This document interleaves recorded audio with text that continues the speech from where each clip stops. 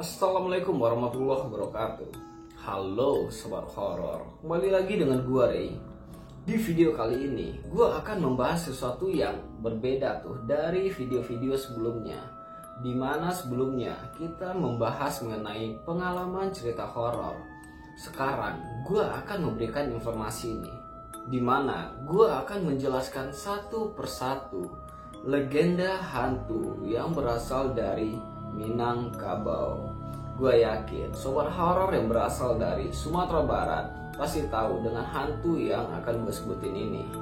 Kita langsung aja dengan pembahasannya dan feel the horror.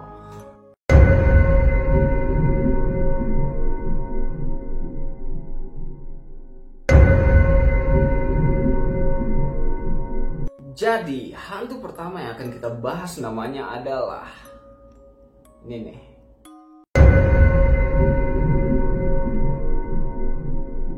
Hantu khas Minangkabau ini digambarkan memiliki perawakan yang serem banget.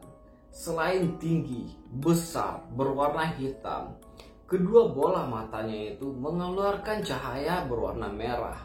Serem gak tuh? Nah, konon katanya Siampa ini sering dijumpai pada barisan pepohonan yang besar serta rumah tua yang udah gak ada penghuninya. Berdasarkan cerita masyarakat yang beredar, Siampa ini dikenal sebagai hantu yang kerap mengganggu manusia dengan cara menindih atau mencekiknya di saat tidur.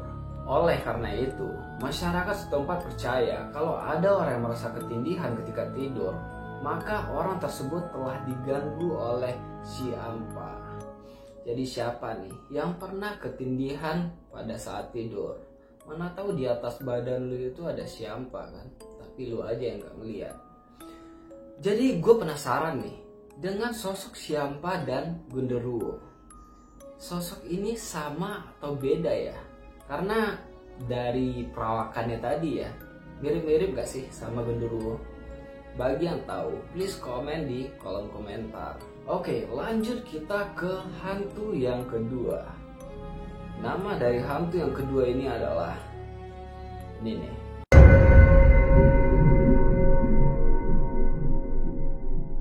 Makhluk gaib yang satu ini memiliki bentuk seperti percikan api yang melayang yang biasanya muncul setelah azan maghrib hingga menjelang pagi. Dan konon katanya, Suluh merupakan santet yang dikirim oleh para dukun. Jadi orang yang terkena santet Suluh ini akan mengalami berbagai hal yang mengerikan.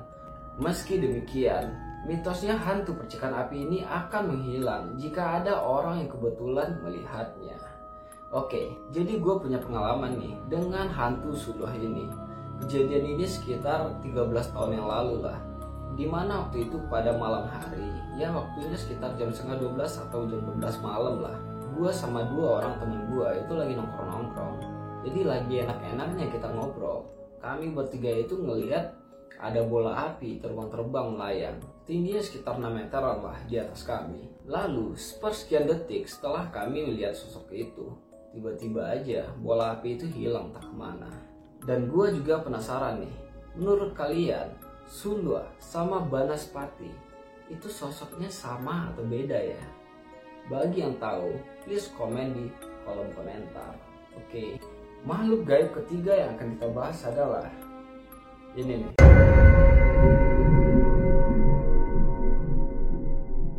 Orang Bunian sosoknya seperti manusia, namun tidak kasat mata.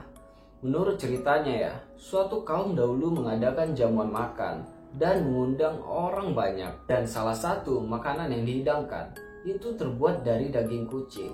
Di antara tamu yang hadir, terdapat seorang alim yang memiliki karomah atau ilmu yang luar biasa yang disebabkan oleh kesalehannya. Beliau juga sangat menyayangi kucing. Saat hendak mulai makan, maka kebiasaannya adalah memanggil dan membagi makanannya pada kucing.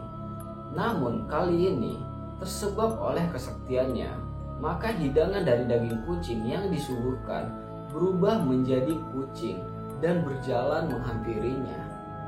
Tuan rumah sangat malu atas kejadian tersebut. Karena malunya, mereka mohon pada si orang alim itu untuk menghilangkan mereka dari pandangan manusia. Permintaan itu dikabulkan dan sejak saat itu, jadilah si tuan rumah dan kaumnya menjadi kaum tak kasat mata. Jadi orang Bunian juga dipercaya berada di hutan lebat dan sering menyesatkan manusia. Orang yang masuk ke dalam hutan akan disesatkan dengan merubah pandangannya seolah-olah berada di tempat yang indah dan disuguhi oleh makanan yang lezat. Padahal yang dimakannya itu hanyalah telur semut. Meskipun orang Bunian ditakuti, namun pernah ada di daerah kota Payakumbuh yang bernama Kelurahan Bunian. Kepalanya dipanggil dengan sebutan Pak Lurah Bunian. Namun berdasarkan peraturan di daerah Payakumbuh nomor 9 tahun 2016, Kelurahan Bunian ditiadakan dan digabungkan menjadi Kelurahan Kapalokoto di Balai. Gue juga pernah nih ngedengar cerita tentang Bunian tersebut, di mana sosok ini banyak ditemuin di Gunung Merapi, Sumatera Barat. Dan konon katanya, bagi seseorang yang udah masuk ke dalam kampung Bunian tersebut, mereka udah nggak bisa balik lagi ke dunia nyata. Jadi bagi sobat horor nih yang pernah lihat langsung Bunian tersebut, please cerita di kolom komentar, karena gue juga penasaran nih dengan sosok Bunian ini. Oke, lanjut ke sosok ketiga. Namanya adalah ini nih.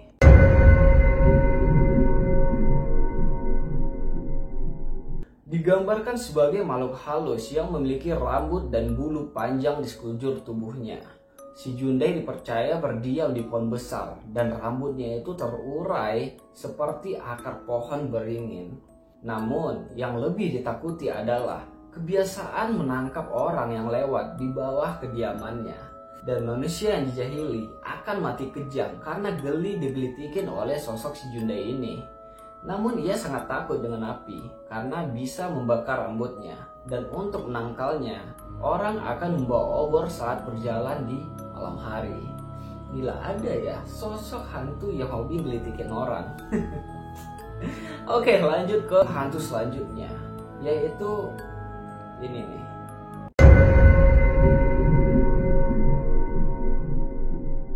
Palasik adalah ilmu hitam yang melekat pada seseorang dan diperoleh melalui pewarisan. Palasi ini membutuhkan darah bayi untuk makan, dan jika tidak, maka ia akan mati. Palasik menghirup darah bayi dengan cara memandangnya dan dilakukannya berulang-ulang kali. Bayi yang darahnya dihisap akan kelihatan seperti kurus kering dan sakit-sakitan. Namun ada juga nih palasik yang mencari darah bayi dengan melepaskan kepalanya dari tubuh. Kepala palasik akan terbang ke rumah yang ada bayi dan menghisap darah dengan menggigit leher bayi tersebut. Palasik jenis ini disebut juga dengan palasik kuduang. Kuduang itu artinya potong ya, dan lebih berbahaya dari palasik biasa. Untuk menangkal para palasik, maka orang akan meletakkan bawang putih tunggal, gunting, dan jarum di dekat bayi tersebut. Dan untuk menghabisi palasik ini, biasanya orang akan menancapkan paku di leher palasik saat kepalanya sedang on the way mencari korban. Jadi, isu-isu ini juga sering dulu gue dengar pada waktu gue kecil. Dan dulu ya, gue lihat banyak banget bayi yang dikalungin sama bawang putih tadi. Jadi gue dulu juga pernah nih dengar cerita, ada ibu-ibu yang bawa bayinya ke atas angkot. Dan di atas angkot itu, bayinya itu terus-terusan nangis tanpa sebab. Dan di angkot itu kebetulan ada ustadz. Dan si ustadz ini menyuruh seseorang yang ada di angkot itu untuk keluar dari angkot tersebut. Dan anehnya, setelah orang tersebut keluar dari angkot itu, bayi itu berhenti menangis. Dan katanya orang tersebut adalah palasik. Jika kalian pernah ada pengalaman dengan sosok palasik ini, please komen di kolom komentar. Oke, lanjut ke hantu selanjutnya. Namanya ini nih.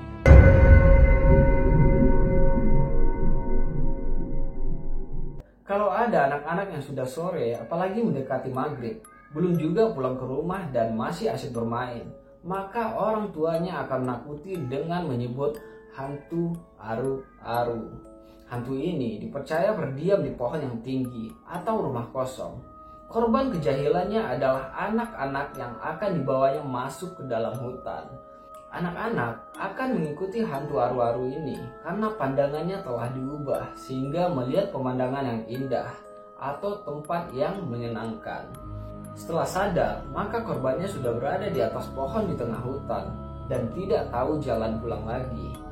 Dan biasanya, orang tua yang kehilangan anak sejak sore akan membawa orang sekampung untuk mencarinya. Pencarian dilakukan hingga ke dalam hutan dengan memukul kentongan dan memanggil anak-anak itu. Meski mengerikan, hantu ini juga punya manfaat, yaitu membuat anak-anak lebih disiplin, sehingga jika sudah mau masuk waktu maghrib, mereka akan segera pulang ke rumah. Jadi dari sekian banyak hantu yang gue jelasin tadi, baru ini nih hantu yang ada manfaatnya. Nggak kayak si Jundai, suka gelitikin orang, kan geli ya. Oke, lanjut ke sosok selanjutnya. Namanya adalah ini nih.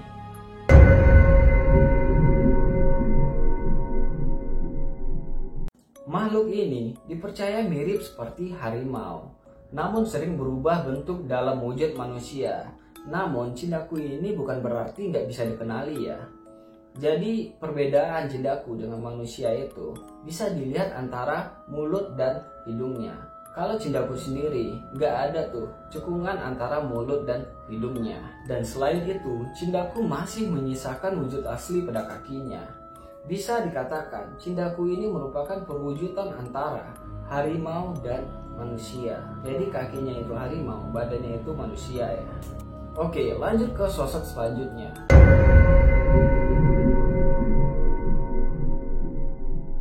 Makhluk ini memiliki sosok berbadan manusia, tetapi kepalanya itu mirip anjing.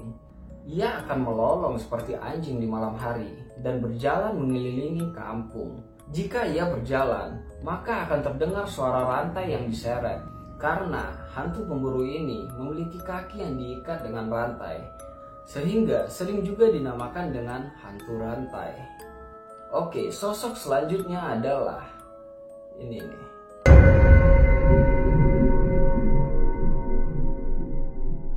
Inya digambarkan sebagai harimau jadi-jadian dan dulunya merupakan piaraan para pendekar silat yang sakti ilmunya. Ia selalu berada di dekat tuannya dan merupakan penjaga rumah atau ladang dari orang yang bermaksud jahat. Meski pemiliknya telah meninggal dunia, namun Inya tetap berada di sekitar kediaman terakhir tuannya. Ia dianggap tidak mengganggu dan lebih dipercaya sebagai penjaga lingkungan sekitar dari gangguan pencuri. Namun tentu tak ada makan siang yang gratis, dan begitu juga dengan Inya. Jika ada pesta di sekitar kediamannya, maka yang punya hajat harus menyediakan jatah atau upeti nih pada Inya. Jika tidak, maka Inya akan membuat makanan yang dihidangkan akan terasa hambar rasanya. Dan yang lebih ekstrimnya, ia bisa muncul di tengah kesibukan orang mengaduk rendang atau gulai kambing dan mengaduk-aduk masakan panas itu dengan tangannya. Lu bayangin aja dulu. Tentu saja, para koki freelance yang asalnya dari sekitar rumah ini akan lari berhamburan karena ketakutan. Jadi, menu jatah untuk Inya ini sebenarnya sederhana aja kok. Karena dia hanya perlu disediakan nasi beserta lauk, lalu secangkir kopi dan sebatang rokok. Oke, sosok yang terakhir. Namanya ini nih.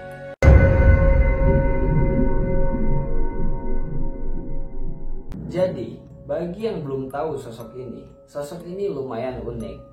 Tapi gue gak akan jelasinnya sekarang. Gue akan buat part tersendiri untuk menceritakan si Bigau ini. Stay tune on the next video. Oke, bagi sobat horor nih yang pernah ngeliat sosok yang gue ceritain tadi, please komen di kolom komentar. Dan juga gak bosan-bosannya gue sampaikan ke sobat horor sekalian. Bagi kalian yang ingin cerita horornya gue bacakan atau ingin langsung jadi narasumber ke channel gue, langsung aja kirim ke email gue atau DM ke Instagram gue yang linknya udah gue taruh di deskripsi. Dan bagi sobat horor yang menyukai konten gue, mohon dukungannya untuk subscribe, like, dan share this video. Kita akhiri dulu video ini, sampai jumpa di kesempatan selanjutnya. Assalamualaikum warahmatullahi wabarakatuh.